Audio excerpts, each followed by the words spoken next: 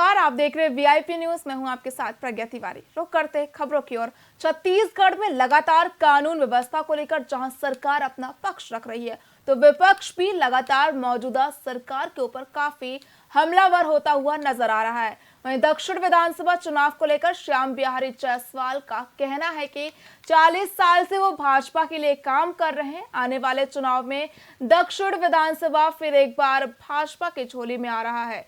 साथ ही हाल ही में एक एनकाउंटर के लिए उन्होंने कहा कि मीडिया से प्राप्त जानकारी के मुताबिक आपराधिक प्रवृत्ति वालों पर सख्त कार्रवाई की जा रही है।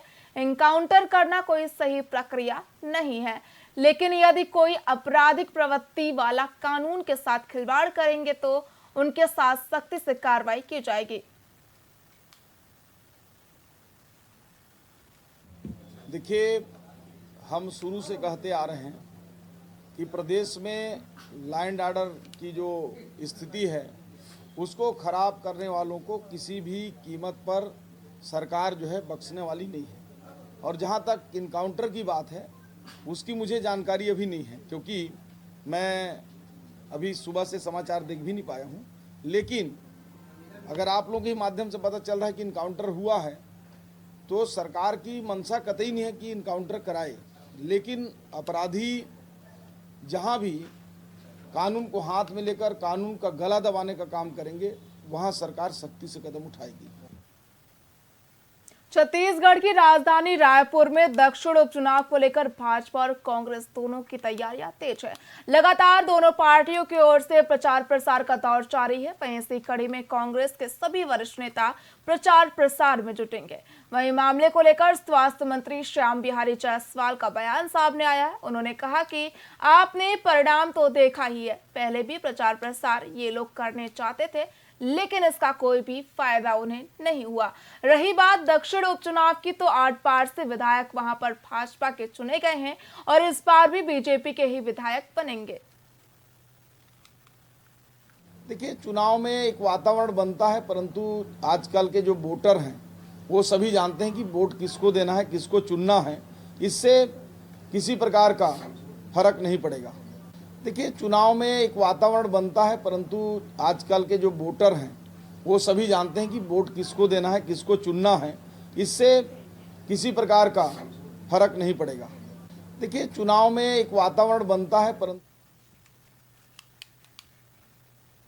विगत दिनों भिलाई में गैंगस्टर अमित जोश का एनकाउंटर किया गया। बता दें कि अपराधी पर 40 से अधिक केस दर्ज थे। इसी के साथ छत्तीसगढ़ में यह साय सरकार का पहला एनकाउंटर हुआ है। अब मामले पर स्वास्थ्य मंत्री श्याम बिहारी जायसवाल का बयान सामने आया है, जिसमें उन्होंने कहा कि हम शुरू से कहते आ रहे हैं, प्रदेश में लॉ एंड ऑर्डर की स्थिति खराब करने वालों पर सख्त कार्रवाई की जाएगी। अपराधी जहां भी कानून का गला दबाने का काम करेंगे उन्हें छोड़ा नहीं जाएगा। देखिए, हम शुरू से कहते आ रहे हैं कि प्रदेश में लॉ एंड ऑर्डर की जो स्थिति है उसको खराब करने वालों को किसी भी कीमत पर सरकार जो है बख्शने वाली नहीं है। और जहाँ तक इनकाउंटर की बात है उसकी मुझे जानकारी अभी नहीं है, क्योंकि मैं अभी सुबह से समाचार देख भी नहीं पाया हूँ।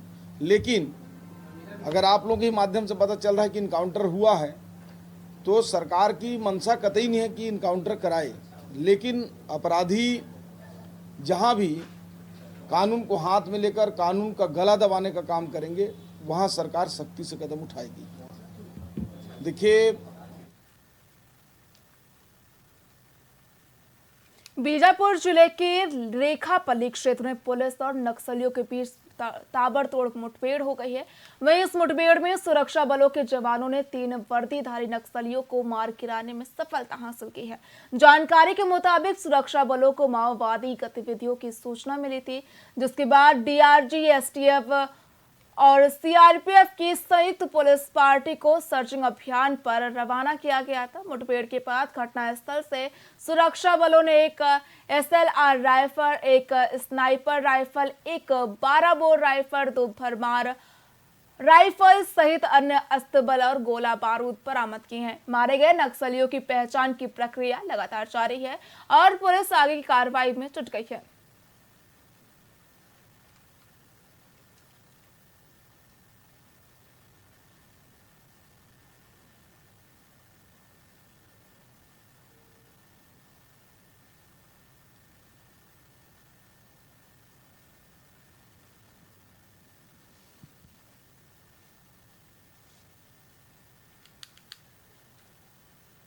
गौरेला पेंड्रा मरवाही जिले के स्टेट हाईवे पर एक दर्दनाक हादसा हुआ जिसमें कोरबा जिले के पाली थाना की पुलिस टीम की गाड़ी पलटने से एक सब इंस्पेक्टर की मौत हो गई है जबकि 3 पुलिसकर्मी घायल हो गए हैं। बता दें कि पाली थाना के सब इंस्पेक्टर विलायत अली के नेतृत्व में पुलिस टीम उत्तर प्रदेश के कानपुर में एक आरोपी गिरफ्तारी के लिए गई थी, लेकिन आरोपी के नहीं मिल पाने के बाद टीम वापस पाली लौट रही थी। तभी अचानक गाड़ी के सामने एक कुत्ता आ गया जिससे बचाने के प्रयास में गाड़ी खेत में पलट गई।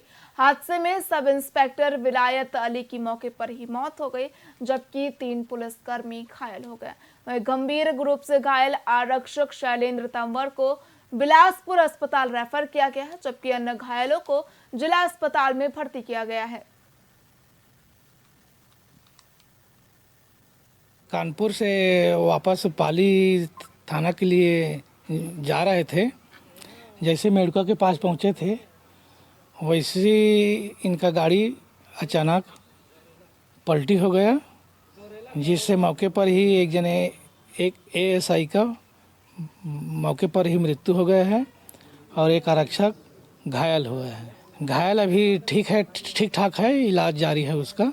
आरोपी को नहीं, आरोपी पता तलाश में गए थे, आरोपी नहीं मिला तो वापस थाना अब जा रहे थे लोग। कानपुर से वापस पाली।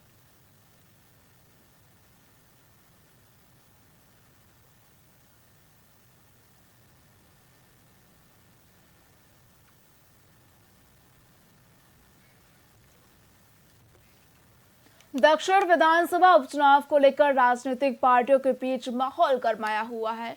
अब प्रचार प्रसार भी तेज हो गया है। 13 नवंबर को होने वाले चुनावों के मद्देनजर विभिन्न पार्टियां अपनी ताकत झोंक रही हैं। इसी कड़ी में कांग्रेस ने एक प्रेस वार्ता की आयोजन किया था जिसमें भाजपा पर कई गंभीर आरोप लगाए गए। कांग्रेस के नेताओं ने भाजपा पर विकास के नाम पर नाकामी का आरोप लगाते हुए कहा कि दक्षिण विधानसभा क्षेत्र में विकास पूरी तरह से ठप हो चुका है। पत्रकार वार्ता को संबोधित करते हुए निगम सभापति प्रमोद दुबे ने भाजपा के नेताओं विशेष रूप से ब्रिजमोहन अग्रवाल और भाजपा प्रत्याशी सुनील सोनी पर निशाना साधा। उन्होंने कहा कि दक्षिण विधानसभा क्षेत्र की सड़कों की हालत जर्जर हो चुकी है और यहां के लोग अब बदलाव की उम्मीद लगाए हुए हैं। और भारतीय जनता पार्टी वो अधिकार मानकर उनको वोट के रूप में तब्दील करना चाहती है। मैं इसे उचित नहीं मानता। ठीक है, आपने काम किया, आपको जनता ने जिताया, आपने अपने मैनिफेस्टो में लिखा था इसलिए आपने काम किया, तो आप रायपुर शहर की जनता को आप अपमानित क्यों कर रहे हैं भाई? कि बार बार एक टिकरा पार्क नाली को वहीं का पार्षद बताता है कि नाली मैं बनाया भाजपा का। उसके बाद सुनील सोनी जी कहते हैं नाली मैं बनाया हूँ। उसके बाद ब्रिजमोहन अग्रवाल जी कहते हैं नाली मैं बनाया हूँ। उसके बाद सांसद जी भाजपा के वो भी कहते थे ये नाली को मैं बनाया हूँ। नाली नहीं, सोना चांदी का वो हो गया। और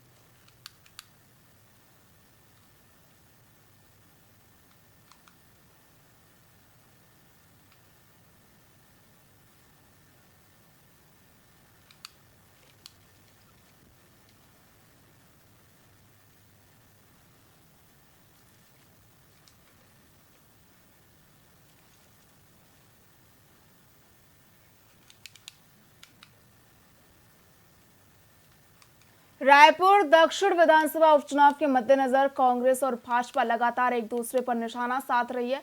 इसी कड़ी में पीसीसी अध्यक्ष दीपक बैज ने भाजपा के ऊपर हमला बोलते हुए कहा कि राज्य की भाजपा सरकार पूरे तरीके से दिवालिया हो चुकी है, जिसके चलते व्यापारियों को डराकर डॉक्यूमेंट चेक के नाम पर वसूली की जा रही है। इस दौरान उन्होंने कानून व्यवस्था के ऊपर भी सरकार को जमकर घेरा और कहा कि प्रदेश में सरकार कानून व्यवस्था को तो सुधार नहीं पा रही है और सरकार के विधायक जनता का गला पकड़ रहे हैं। साथ ही उन्होंने कहा कि दक्षिण विधानसभा चुनाव में अभी 3 दिन बाकी हैं। 3 दिनों में कांग्रेस अपनी पूरी ताकत झोंकने वाली है। रुझानों से ये साफ है कि दक्षिण विधानसभा की हवा बदलने वाली है। अब आतंकवाद खत्म हुआ नहीं हुआ है तो भारतीय जनता पार्टी को बताना चाहिए। हम लोगों ने तो देखे हैं भाई, जब प्रधानमंत्री नरेंद्र मोदी शपथ ले रहे हैं उधर आतंकी हमला हो रहा है। तो ये तो बड़ा दावा किए थे कि आतंक खत्म हो जाएगा, आतंकी खत्म हो जाएगा। वहां तो अभी भी पत्थरबाजी चल रही है, अभी भी आतंकवादी हमले हो रहे हैं। बल्कि पहले की तुलना में ज्यादा आतंकवादी हमले, और इसके जिम्मेदार कौन है? केंद्र की सरकार है, क्योंकि वो जम्मू कश्मीर केंद्र सरकार के अधीन है। इसके लिए पूरी जिम्मेदार देश के प्रधानमंत्री और भारतीय जनता पार्टी। अब आतंकवाद खत्म हुआ नहीं हुआ है तो भारतीय जनता पार्टी को बताना चाहिए। हम लोगों ने तो देखे हैं भाई, जब प्रधानमंत्री नरेंद्र मोदी शपथ ले रहे हैं, उधर आतंकी हमला हो रहा है। तो ये तो बड़ा दावा किए थे कि आतंक खत्म हो जाएगा, आतंकी खत्म हो जाएगा। वहां तो अभी भी पत्थरबाजी चल रही है, अभी भी आतंकवादी हमले हो रहे हैं, बल्कि पहले की तुलना में ज्यादा आतंकवादी हमले, और इसके जिम्मेदार कौन है? केंद्र की सरकार है, क्योंकि वो जम्मू कश्मीर केंद्र सरकार के अधीन है। इसके लिए पूरी जिम्मेदार देश के प्रधानमंत्री और भारतीय जनता पार्टी। अब आतंकवाद खत्म हुआ नहीं हुआ है तो भारतीय जनता पार्टी। छत्तीसगढ़ के मुख्यमंत्री विष्णुदेव साय का बड़ा बयान सामने आया है। बता दें कि उन्होंने कहा कि कांग्रेस जम्मू कश्मीर में फिर से आतंकवाद और अलगाववाद का काला दौर लाना चाहती है। वहीं जम्मू कश्मीर विधानसभा में धारा 370 और 35A को फिर से लाने के नेशनल कॉन्फ्रेंस के प्रस्ताव का समर्थन कर कांग्रेस ने देश को तोड़ने का कुचक्र फिर से चला दिया है। वहीं उन्होंने ये भी कहा कि विधानसभा में जो कुछ भी हुआ वो पाकिस्तान और देश विरोधी लोगों को खुश करने के लिए किया गया, जम्मू कश्मीर की जनता को गुमराह करने के लिए किया गया। कल जो विधानसभा में धारा 370 और 35 से बहाली के पक्ष में जो प्रस्ताव लाया गया, ये बिल्कुल ही निंदनीय है।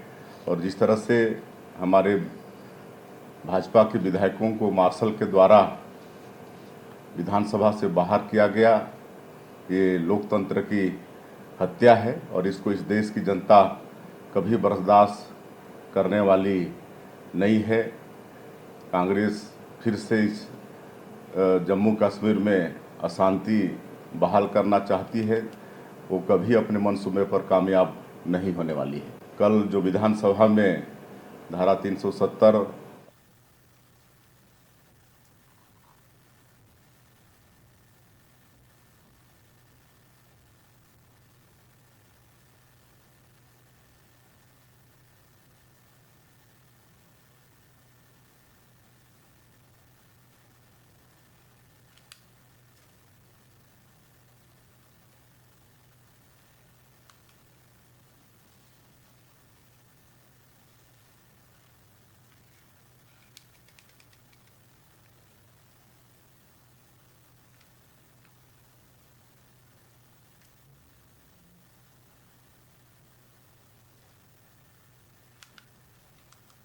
खबर जगदलपुर से सामने आई है, जहां बस्तर के सबसे बड़े अस्पताल मेडिकल कॉलेज डिमरापाल में जो कुछ हो रहा है वो सचमुच हैरान कर देने वाला है। जहां लापरवाहियों का आलम का खामियाजा स्थानीय लोग भुगत रहे हैं। बता दें कि अस्पताल के अंदर मेडिकल वेस्ट और पुराने ब्लड सैंपल खुलेआम पड़े हुए हैं, जो कि न केवल पर्यावरण को दूषित कर रहा है बल्कि गंभीर बीमारियों को भी आमंत्रित कर रहा है। इस पूरे मामले को लेकर अस्पताल प्रशासन को कोई फर्क नहीं पड़ रहा है। वे सिर्फ अपने आरामदायक कुर्सियों पर बैठे रहना पसंद करते हैं।